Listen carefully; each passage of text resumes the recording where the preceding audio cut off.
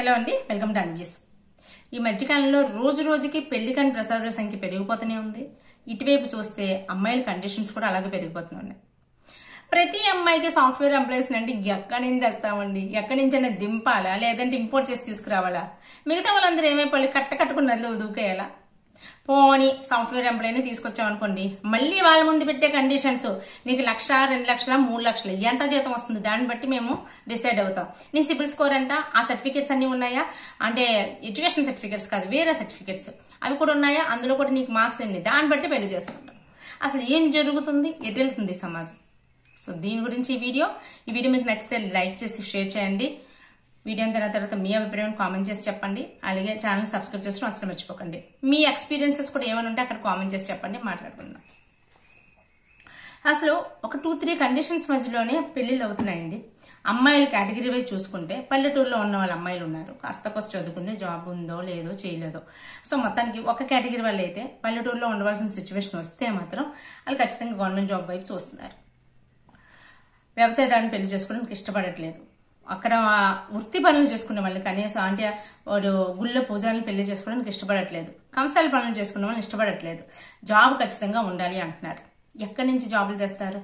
అంటే అలా అని ఆ వృత్తి పనులు వదిలేసుకొని జాబులు చేసుకుంటూ పోతే ఇంకా దేశం ఒక పక్క వెళ్ళిపోతుంది, ఇంకో పక్క అంతా నాశనం అయిపోయి సర్వనాశనం అయిపోతుంది. అవునా కదా? ఇంకొకటి పోనీ ఇది.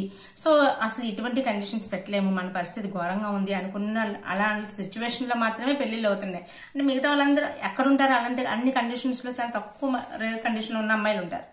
నెక్స్ట్ ఇంకొక స్టెప్ ముందుకు వస్తే ఆ అమ్మాయిలకి ఏంటి, వాళ్ళు కొంచెం చెప్పొచ్చు, అడగొచ్చు, అలాంటి సిచ్యువేషన్ అన్నమాట. వాళ్ళకి మినిమం ఇంత శాలరీ ఉన్న ఎంప్లాయీస్ కావాలి. అందులో కూడా ప్రయారిటీస్, ఇంత శాలరీ ఉన్న ఎంప్లాయీస్ లో కూడా సాఫ్ట్వేర్ ఎంప్లాయీస్ అయితే ఫస్ట్ ప్రిఫరెన్స్ ఇస్తున్నారంట. అంటే నెలకి ఇంచుమించు ఒక 60,000 సంపాదించే సాఫ్ట్వేర్ ఎంప్లాయీ ఉన్నారనుకోండి, ఇటువైపు ఫర్ ఎగ్జాంపుల్ ఊబర్ కానీ, జొమాటో కానీ, లేదంటే స్విగ్గీ కానీ, లేదు అంటే ఇంకా చాలా పనులు ఉంటాయి. ఎక్కడైనా బిజినెస్ మేనేజర్ కింద ఉన్న వాళ్ళు కానీ, మార్కెటింగ్ ఫీల్డ్ ఉన్న వాళ్ళు కానీ, ఇలాంటి వాళ్ళు ఎవరైనా ఉన్నా కంపేర్ చేసుకుంటే సాఫ్ట్వేర్ ఎంప్లాయీకి ఓటు ఎక్కువ వేస్తున్నారంట. జీతం ఒకటైనా సరే, ఎందుకంటే సాఫ్ట్వేర్ ఎంప్లాయీస్ తో జీతాలు ఫాస్ట్ గా పెరిగిపోతాయి, మనకి ఇంకా ఎక్కువ జీతాలు వస్తాయి అనే ఉద్దేశంతో అసలు వీళ్ళు చెప్పుకోవడానికి కూడా, సాఫ్ట్వేర్ ఎంప్లాయీ చెప్పుకోవడానికి కూడా బాగుంటది. సో వాళ్ళ లైఫ్ లో చాలా బాగుంటాయి అనే ఉద్దేశంతో వీళ్ళ వైపు అన్నిటి కూడా చూడట్లేదు. సో మరి వీళ్ళందరూ ఏమైపోవాలండి, ఎక్కడికి పోవాలి? సో అక్కడ కూడా మిగతా కండిషన్స్ లో ఉన్న వాళ్ళ అమ్మాయిలు ఎవరో ఎక్కడో ఒప్పుకుంటున్నారు, లేదంటే వాళ్ళకి పెళ్లిళ్ళు అవ్వట్లేదు. అందుకే ఇప్పుడు చూస్తుంటే 30 years కి అబ్బాయిలకి 30 years కి పెళ్లిళ్ళు అవ్వడం అనేది సర్వసాధారణం అయిపోయింది. 30 years కి పెళ్లిళ్ళు అంటుంటే అసలు లేట్ మ్యారేజెస్ అనేది చూడలేదు. 35 అబోవ్స్ పెళ్లిళ్ళు కూడా అవుతున్నాయి. ఇంకా అప్పటి నుంచి ఇంకా పెళ్లిళ్ళకి ఇంట్రెస్ట్ లేక ఆపేసుకుంటున్నారు, అవ్వట్లేదు కూడా. నెక్స్ట్ కేటగిరీ అమ్మాయిలు ఏంటి, ఇప్పుడు చూస్తుంటే అమ్మాయిలందరూ కూడా చదువుకుంటున్నారు. పల్లెటూరులో ఉన్న అమ్మాయిలను కూడా సిటీస్ పంపిస్తున్నారు, చదివిస్తున్నారు. అబ్బాయిలతో పాటు ఈక్వల్ రెస్పాన్సిబిలిటీస్ తీసుకుంటున్నారు, ఈక్వల్ గా చదువుకుంటున్నారు, ఈక్వల్ కంపెనీస్ లో జాబులు చేస్తున్నారు. అప్పుడు వీళ్ళ కండిషన్స్ ఎలా ఉన్నాయి, మా అమ్మాయి ఎంత సంపాదిస్తుంది కదా, సో మరి అబ్బాయి మినిమం ఎంతైనా సంపాదించాలి కదా అంటున్నారు. అమ్మాయిలు కూడా అంతే, నేనే ఎంత సంపాదిస్తున్నాను, సో కనీసం నేను 1,00,000 సంపాదిస్తున్నాను అంటే మీరు మరి కనీసం 3,00,000, 4,00,000 సంపాదించాలి కదా. సో ఇది లైఫ్ 1 lakh కావాలి కదా, 1 lakh 2 lakh 3 ఇంకో మినిమం 2.5. ఇప్పుడు మీకు ఈక్వల్ గా ఏంటది ఏజ్ లోనే పెళ్లిళ్ళు అవ్వాలి. 1-2 సంవత్సరాలు దాటితే పెళ్లి చేసుకోరు.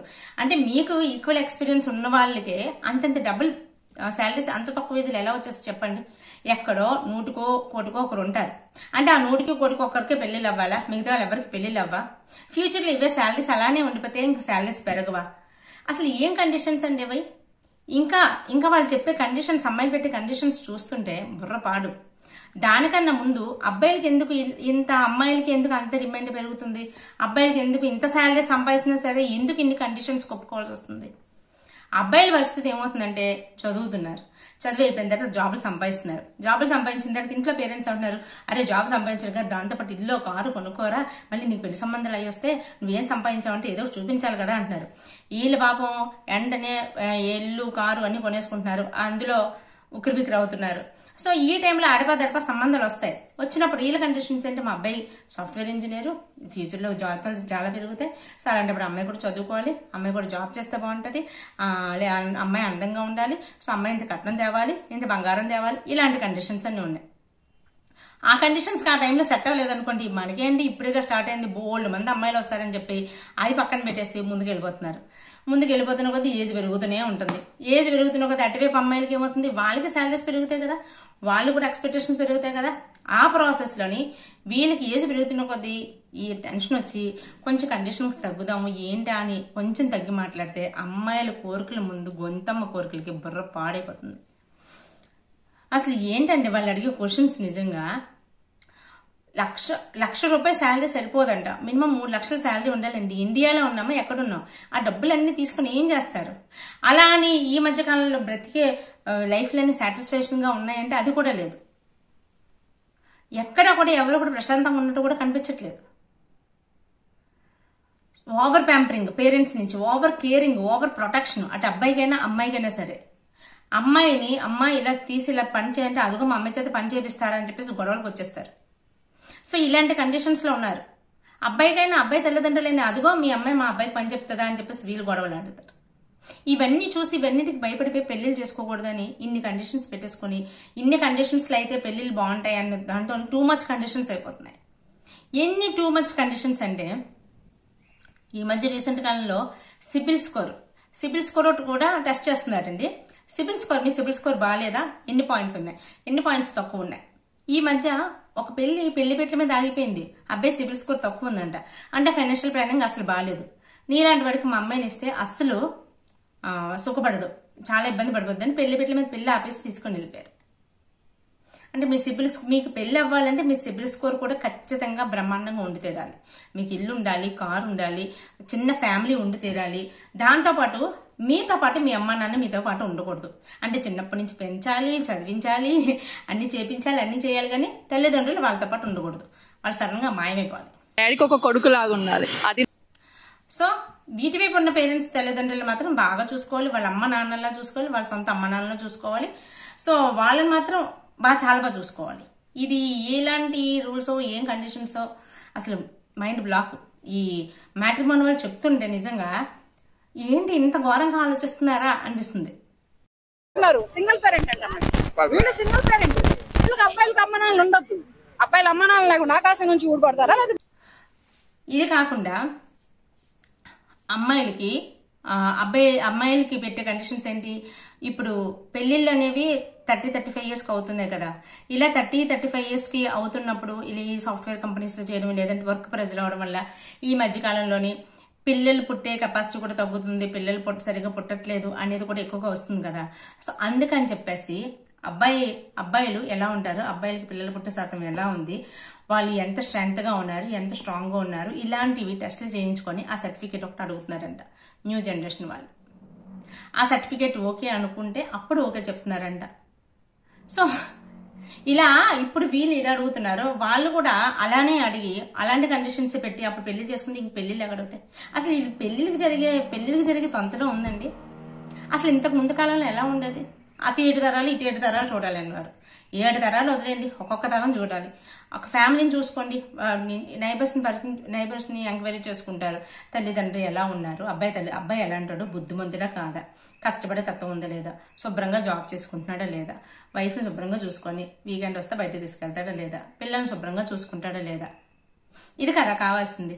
సో ఇవన్నీ పోయే లక్షల వెంట పడుతున్నారు.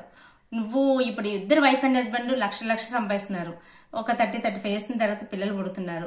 అసలు ఆ పిల్లలు ఎప్పుడు పెరిగి పెద్ద అవుతారు, వీళ్ళ ఆలన పాలన వీళ్ళు ఎప్పుడు చూస్తున్నారు? సో ఇలాంటివన్నీ జరుగుతున్నాయి.